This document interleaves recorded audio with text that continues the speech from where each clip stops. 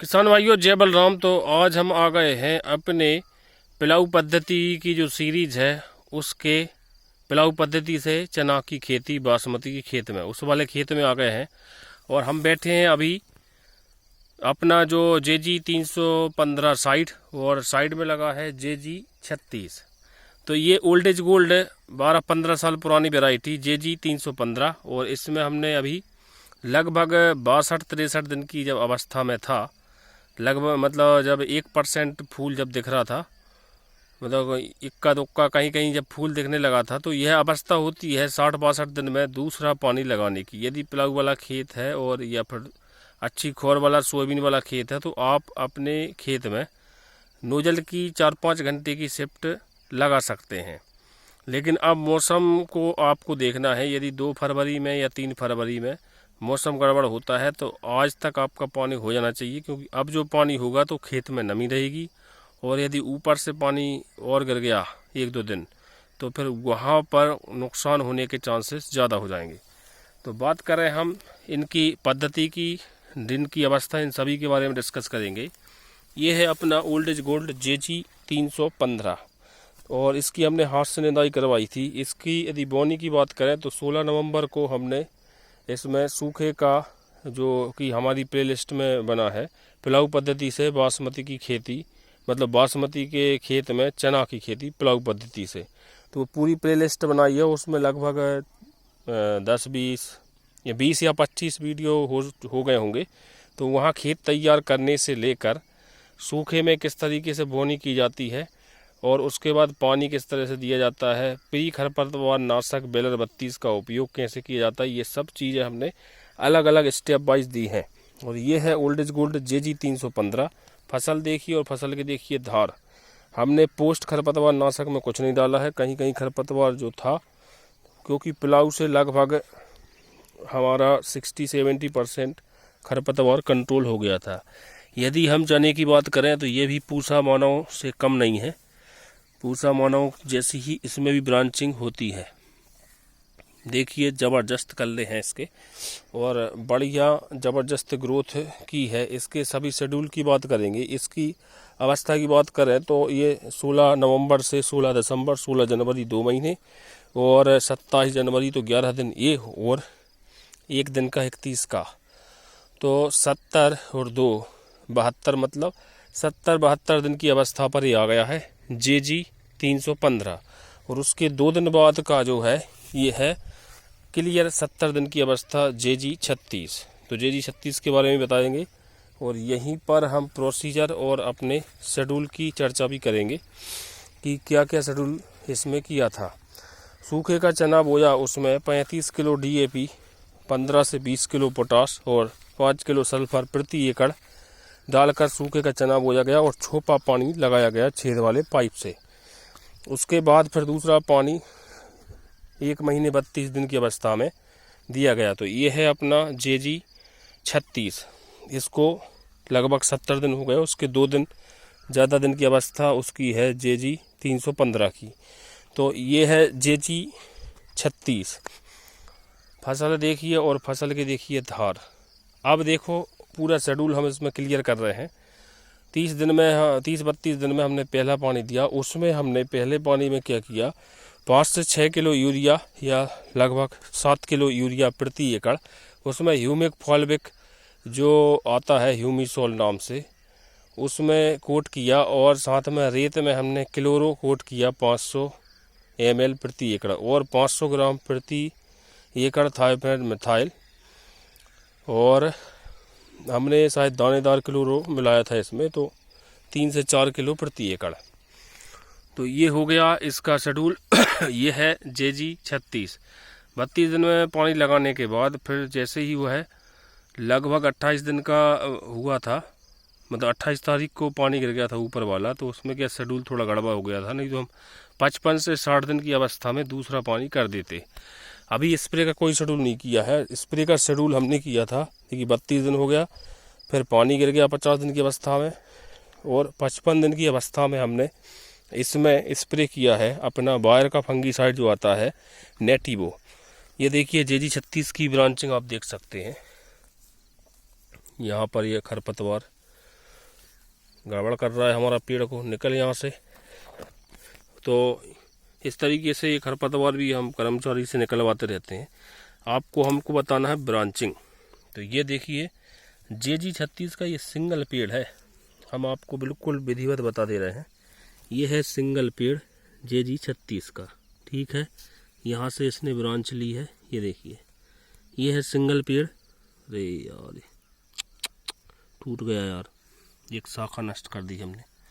तो ये है JG36 का सिंगल पेड़ और उसकी ब्रांचिंग आप देख सकते हैं, इतनी ब्रांचिंग है, 1 2 3 4 5 6।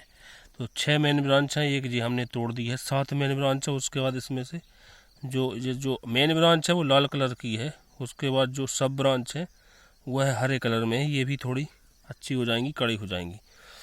तो ये देखिए ब्रांचिंग का तो समझ लो JG की जो वैरायटियाँ होती हैं ब्रांचिंग के मामले में 1 नंबर।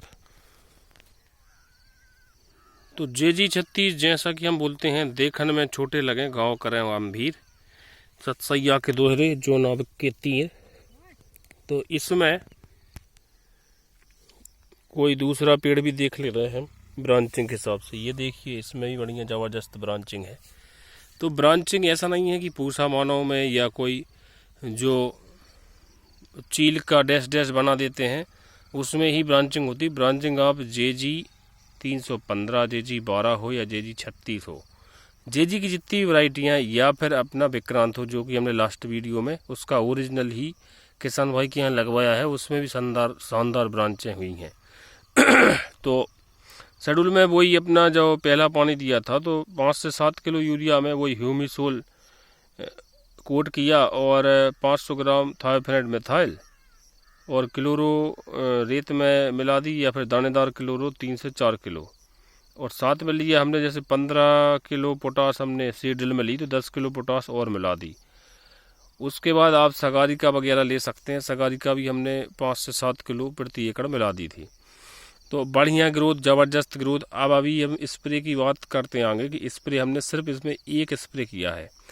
जब तक आपके फसल में, चने की फसल में ये फूल नहीं आते हैं या छोटी सी ये इसको जो फूल की जो अवस्था शुरू होती है वो नहीं आती है, जब तक आप इल्ली का स्प्रे ना करें। यदि फंगस की दिक्कत आ रही है तो आप फंगीसाइड डाल सकते हैं। जैसे हमारे यहाँ जो खेत में कोई ऐसी प्रॉब्लम नहीं आई थी कि कोई फंगस प्रॉब्लम आ रही है या सूख रहे हैं, तो इसलिए हमने क्या कोई भी फंगीसाइड का स्प्रे नहीं किया है। तो इससे क्या हुआ कि हमारा 1 स्प्रे का खर्च बच गया। 1 स्प्रे का खर्च बच गया मतलब हम यदि प्रति एकड़ 700-800 रुपये का हमारा खर्च बच गया। जो हमने प्रति एकड़ जो पिलाऊ में खर्च आता है लगभग 2 घंटे 2.5 घंटे पिलाऊ चलता है, तो उसमें बनते हैं 15 दूनी 30, लगभग 3000 रुपये तो बनते ही हैं।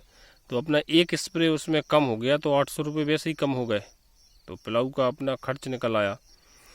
यदि क्या है पिलाऊ नहीं चलवाते हैं तो उस कंडीशन में धान के खेत में फिर स्प्रे अपन को 40 दिन के आसपास या पहले पानी के बाद ही हमको स्प्रे करना पड़ता है। अब हमने क्या किया इसमें कि इल्ली को खाने दिया, तो इल्ली ने क्या है अच्छी खुटाई कर दी, क्योंकि अब क्या गाँव में ऐसे खुटाई करने के लिए अलग से लेबर लगाओ या फिर मशीन जो है वो आती है, तो उससे यदि अपने पौधे की खुटाई होती है तो उससे भी ब्रांचिंग अच्छी होती है। तो वह जो हरी इल्ली है वह उसको हमने मोटा होने दिया, उसने अंडे रख लिए, सब कुछ कर लिया, और हमने सीधा 50-55 दिन में नेटिवो बायर का जो नेटिवो आता है वह फंगीसाइड लिया हमने, और उसके साथ हमने एक जेऊ का एक्सपर्ट टॉनिक जो रहता है जिसमें माइक्रोन्यूट्रेंट मिक्स वगैरह रहती हैं, सीवीड कंटेंट रहते हैं, वह मिलाया, और उसके साथ इंसेक्टिसाइड इमामेक्टिन 5%, ये 3 का कॉम्बिनेशन बना के हमने लगभग 55 दिन की अवस्था पर स्प्रे किया। क्योंकि उस समय क्या थोड़े बहुत फूल दिखने लगे थे, तो अब जो इल्ली है जो ब्रांचिंग में मदद कर रही थी, अब वह इल्ली उसका उस पुष्प को, उस फूल को नष्ट कर रही थी, तो वहाँ पर स्प्रे कर दिया। उसके बाद फिर 62 से 63 दिन की अवस्था में हमने इसमें पानी दिया है, 4 से 5 घंटे की शिफ्ट लगाई है। इसके अलावा और कुछ नहीं डाला है, एक स्प्रे किया है अभी वही 55 दिन के लगभग। और अब हम करेंगे जैसे ही इसमें 62-63 दिन की अवस्था में पानी लगाया था तो लगभग 5-6 दिन हो गए हैं। हमने 5-6 घंटे की स्प्रे से शिफ्ट चलाई है, स्प्रे से बोल रहे हैं मतलब शिफ्ट लगाई है 5-6 घंटे की स्प्रिंकलर से। तो उसमें क्या है कि खेत में ज़्यादा झटका नहीं लगा। मतलब यदि अपन छुट्टा पानी देते हैं, खुला पानी, तो वह पानी चने के लिए बहुत नुकसानदायक होता है, क्योंकि वह पानी बैठ जाता है नीचे तक, तो उसमें फंगस पैदा होता है, चना पीला पड़ जाता है।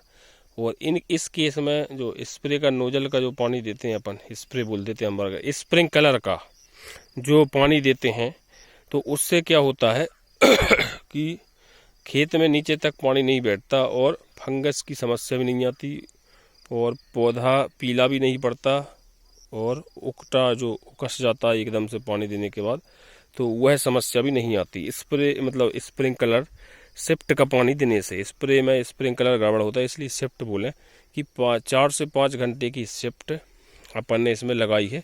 और शिफ्ट लगाने का तरीका ये है कि आपको 40 फीट पर नोजल लगाना है। ऐसा नहीं कि आपने हर 20 फुट पे एक नोजल लगा दिया है, आपको हर 40 फुट पे एक नोजल लगाना है। यदि 7.5 HP की आपकी मोटर है तो कम से कम आपको लगेंगे लगभग 16 नोजल आपको लगेंगे, 16, 17 से 18 नोजल तक लगेंगे।